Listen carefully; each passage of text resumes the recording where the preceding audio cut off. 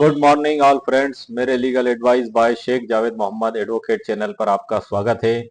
आज हम भारतीय न्याय संहिता 2023 की धारा 2 की उपधारा जंगम संपत्ति, जिसे हम मूवेबल प्रॉपर्टी भी कहते हैं, उस पर हम चर्चा करेंगे। पहले मैं सर आपको जो बुक में परिभाषा दी गई है वो परिभाषा मैं आपको पढ़ के बताऊंगा, और उसके बाद बड़े ही सरल और उदाहरणों के साथ मैंने ई बुक में इसको एक्सप्लेन करके आपके लिए तैयार किया, उसमें से मैं आपको जानकारी दूंगा। जंगम संपत्ति की परिभाषा संपत्ति अंतरण अधिनियम 1882 में भी दी गई है। भारतीय उत्तराधिकार अधिनियम 1925 में भी इसे परिभाषित किया गया है।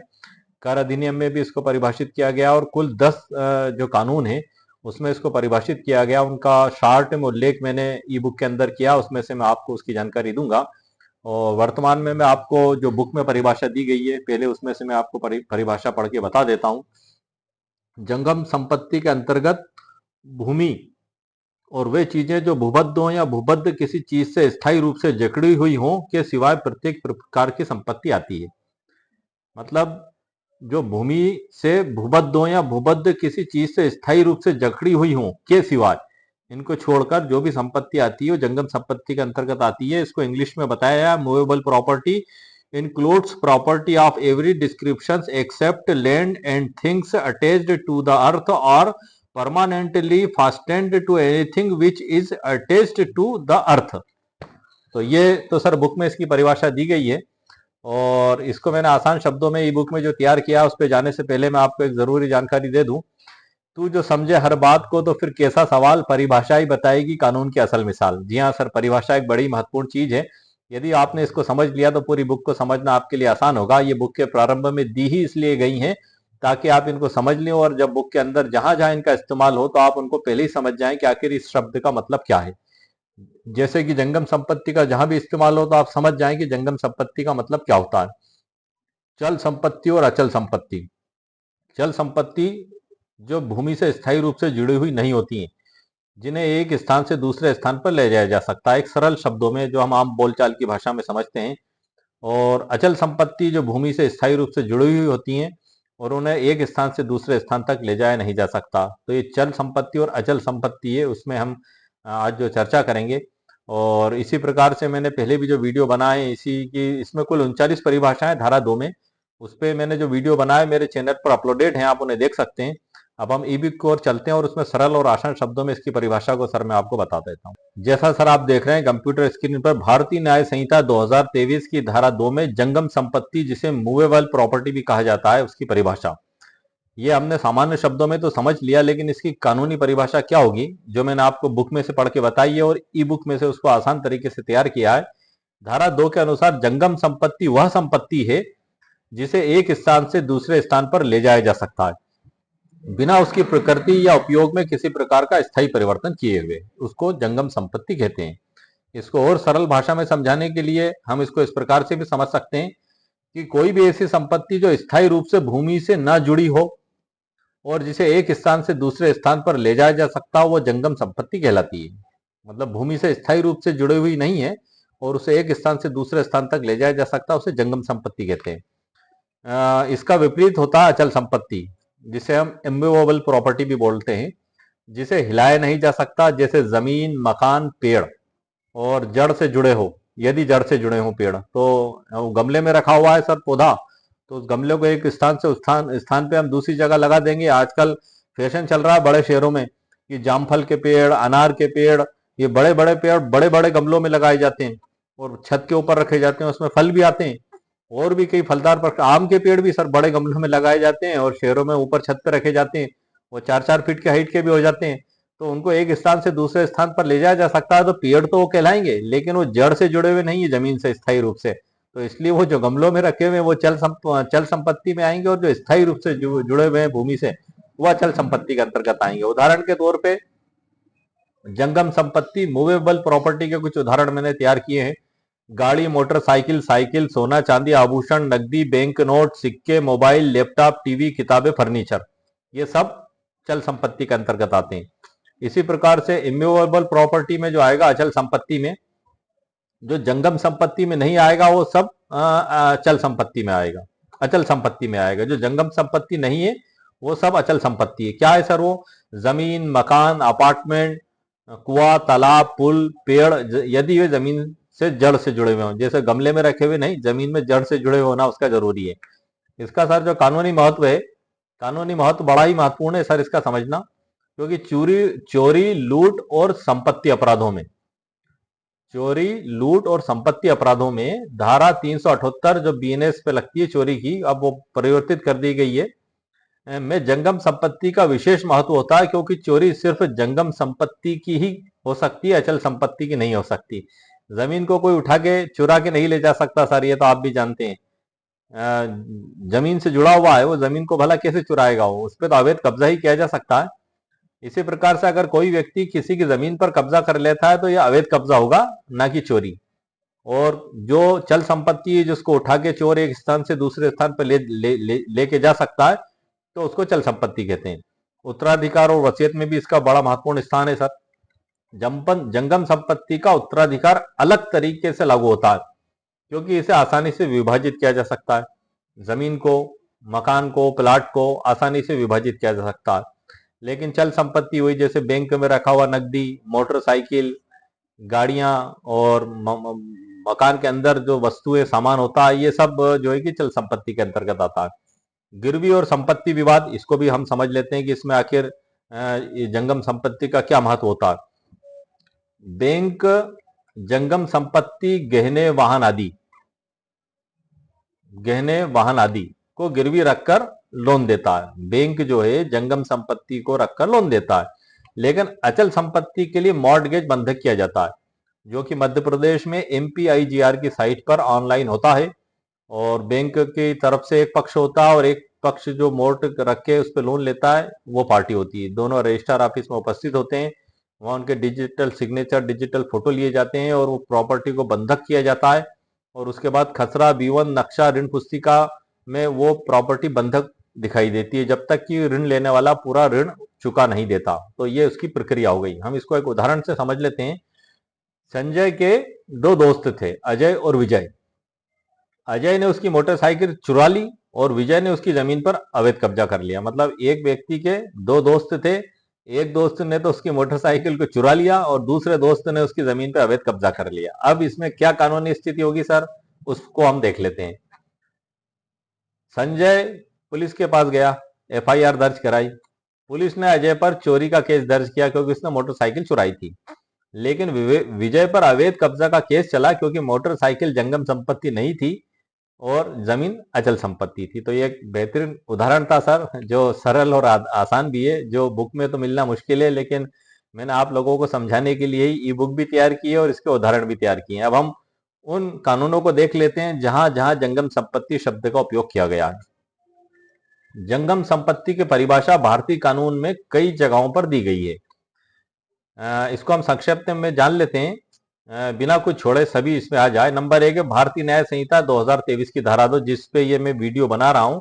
इसमें परिभाषित किया गया है, जिसको मैंने वीडियो के प्रारंभ में ही आपको इसकी परिभाषा को पढ़कर सुना दिया। नंबर 2 है सामान्य खंड अधिनियम 1897, जनरल क्लासेस एक्ट 1897 की धारा 336, 3 कोष्टक में 36।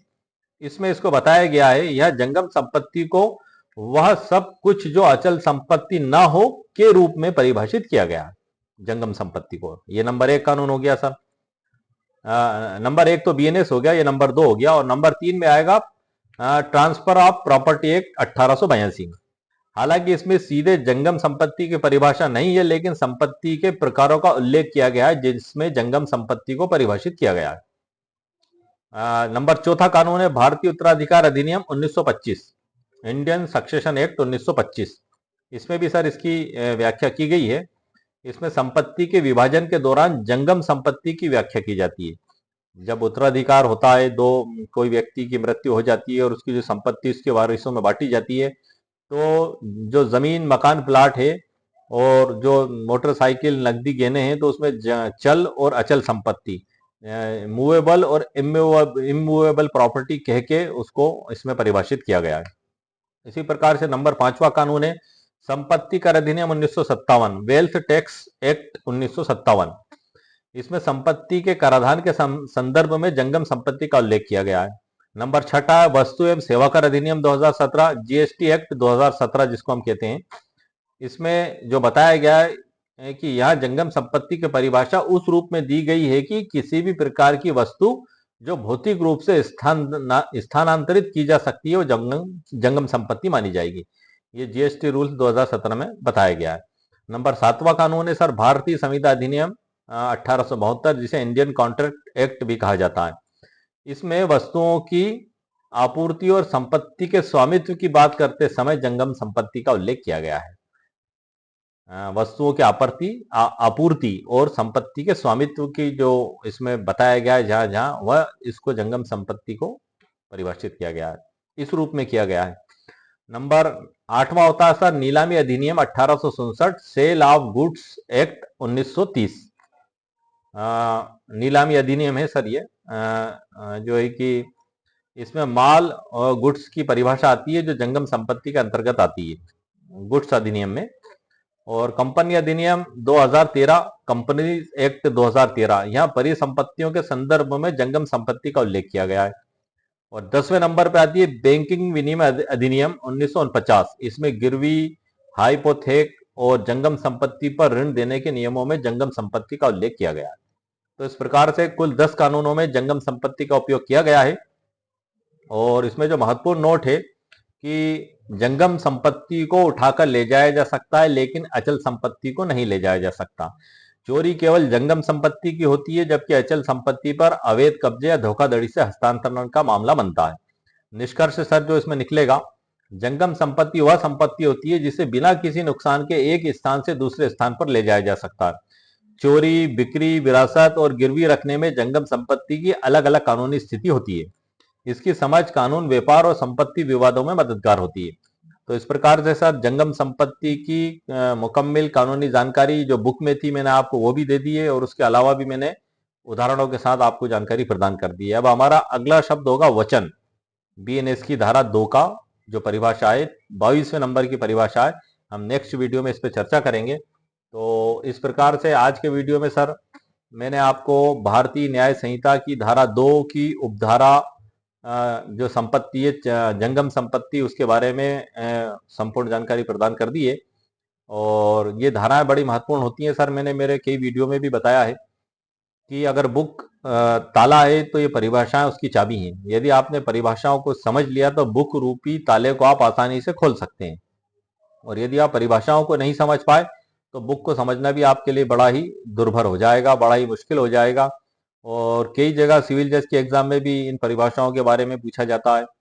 कानून के विद्यार्थियों चाहे अधिवक्ताओं सभी के लिए लाभदायक है, एक आम व्यक्ति के लिए भी लाभदायक है, क्योंकि यदि हम एग्रीमेंट जब लिखा पढ़ी करते हैं, नोटरी वकील साहब के पास भी जाते हैं तो उसमें भी इस प्रकार के शब्दों का इस्तेमाल होता है, जंगम संपत्ति, चल संपत्ति, अचल संपत्ति। तो इसलिए हमें इसको जानना और समझना बहुत बेहद ही आवश्यक है। और 1 घंटे का वीडियो बनाया है सर मैंने, how to use notary sale. 1 घंटे की नोटरी ट्रेनिंग का वीडियो मैंने बनाया है, how to use notary sale complete guide. मेरे चैनल पर ये वीडियो अपलोड है, नोटरी अधिवक्ताओं के लिए स्पेशली तौर पे मैंने बनाया है। और इसकी एक ई बुक भी मैंने तैयार की है, वीडियो के नीचे ही डिस्क्रिप्शन बॉक्स में उसको मैंने अपलोड कर दिया। और ये जो वीडियो है इसकी भी ई बुक में वीडियो के नीचे डिस्क्रिप्शन बॉक्स में उसकी लिंक अपलोड कर दूंगा। जैसे ही आप उस पर क्लिक करेंगे तो वहां से आप मेरी वेबसाइट पर पहुंच जाएंगे, वहां पे आप इस बुक को परचेस कर सकते हैं यदि आपको आवश्यकता महसूस हो तो। मैंने वीडियो के अंदर उसको पढ़ के जानकारी इसीलिए दी है कि जो मैंने जानकारी दी है यही आपको ई बुक आप परचेस करेंगे तो आपको वहां प्राप्त होगी। इसलिए आप परचेस करने से पहले ही डिसीजन ले लें कि ये जो जानकारी मैंने दी है ये आपके लिए उपयोगी है या नहीं। यदि आपके लिए उपयोगी है और आपको आवश्यकता महसूस होती है तो आप इसको परचेस कर सकते हैं। मेरे कई व्यूअर्स ने मुझसे कहा है कि सर आप जो भी वीडियो बनाए तो उसका पीडीएफ आप हमें उपलब्ध कराएं। तो मैंने आप लोगों के लिए एक आसान रास्ता निकाल लिया है, ये ई बुक पीडीएफ के रूप में आपको प्राप्त हो जाएगी। आप जैसे ही इसको परचेस करेंगे तो इंस्टा मोजो की ओर से आपको ईमेल पे मैसेज भेजा जाएगा डाउनलोड का। कभी कभी ये तुरंत भेज दिया जाता है, कभी कभी 4 या 5 घंटे विलंब से भी भेजा जाता है, कभी कभी 1 दिन भी लेट हो जाते हैं, लेकिन मैसेज भेज दिया जाता है। और यदि किसी कारण से मैसेज आपको प्राप्त नहीं होता है ई बुक खरीदने के बाद भी, तो आप जो है कि मुझसे भी संपर्क कर सकते हैं। मैं जो है कि पूरे उनके डिपार्टमेंट को इसकी सूचना दूंगा इंस्टा मोजो की कि मेरे इन कस्टमर को आपकी ओर से ई बुक डाउनलोड के लिए नहीं भेजी गई है। वैसे हालांकि अभी तक ऐसा हुआ नहीं है सर, उनकी सर्विस सभी लोगों तक पहुंच जाती है। लेकिन कभी कभी ये भी होता है कि हमारा ईमेल बॉक्स फुल हो गया तो नई ईमेल कहाँ से आएगी, और हम सोचते हैं कि हमने भुगतान कर दिया, हमें ईमेल प्राप्त नहीं हुई। तो आप पहले आपके ईमेल बॉक्स को खाली करें, उसमें आप जगह करें ताकि नई ईमेल आ सके। कई बार ऐसा होता है कि नेट सही नहीं चलता तो डाउनलोड नहीं हो पाती, ईमेल पे मैसेज नहीं आ पाता। कई बार ऐसा भी हो जाता है कि कोई टेक्निकल त्रुटि हमारे मोबाइल में होती है, कंप्यूटर में होती है, तो उस वजह से ईमेल हमें प्राप्त नहीं हो पाती है। तो ऐसे कई कारण भी है। तो आप भुगतान करने के तुरंत बाद आप परेशान ना हो। यदि आपको डाउनलोड की लिंक प्राप्त नहीं होती है तो आप इंतजार करें, आप 4-5 घंटे 6 घंटे में आपको प्राप्त हो ही जाती है। वैसे तो तुरंत ही हो जाती है सर, अमूमन 99%। 1% ऐसा होता है, अगर आप लेट भी हो जाए तो आप चिंता ना करें। और उसके बाद भी अगर आपको प्राप्त नहीं होती है तो आप फिर मुझको बता दें सर, मैसेज करके। मगर इतना समय तो आप लें, कम से कम 5 घंटे 6 घंटे तो आप लें। और फिर भी प्राप्त नहीं होती है तो आप मुझे बताएं, मैं उसका रास्ता निकाल के आपको ई बुक उपलब्ध करा दूंगा, उसका पीडीएफ। तो इस प्रकार से मैंने जो वीडियो में जानकारी दी है, उम्मीद है सर आपको वीडियो पसंद आया होगा। मेरे वीडियो को आप लाइक भी करें, शेयर भी करें और सब्सक्राइब भी करें। ओके, शुक्रिया, थैंक यू सर।